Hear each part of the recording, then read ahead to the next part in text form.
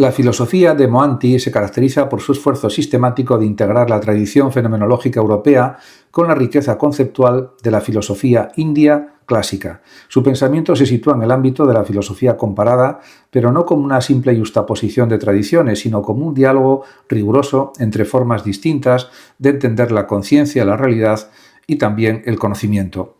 Uno de los ejes fundamentales de su obra es la fenomenología, especialmente la desarrollada por Husserl.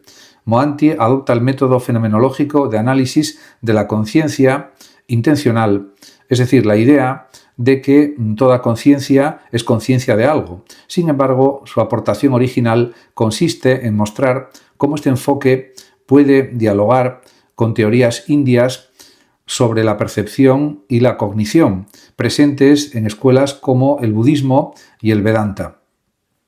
Además, en su filosofía comparada, Mohanty rechaza la idea de que la filosofía india sea meramente mística o religiosa. Por el contrario, sostiene que contiene estructuras epistemológicas sofisticadas que realmente pueden ser analizadas con herramientas filosóficas contemporáneas.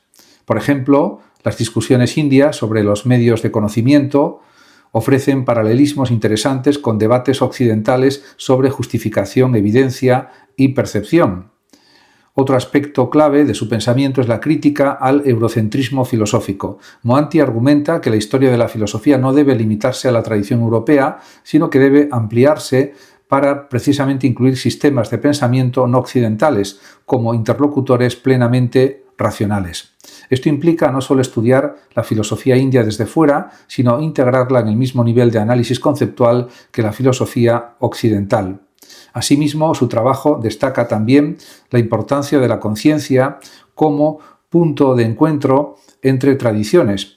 Tanto la fenomenología como la filosofía india se interesan por la estructura de la experiencia consciente, aunque lo hagan desde marcos distintos. Mohanty muestra que estas diferencias pueden ser productivas, ya que permiten enriquecer la comprensión de la subjetividad humana. Y esto es algo siempre deseable. En el plano metodológico defiende una filosofía comparada, rigurosa, basada en el análisis conceptual preciso y en la traducción cuidadosa de categorías filosóficas.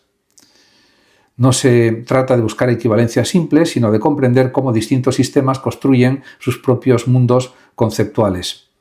En conjunto, la filosofía de Mohanty representa un esfuerzo por construir un puente entre la fenomenología occidental y la tradición filosófica india.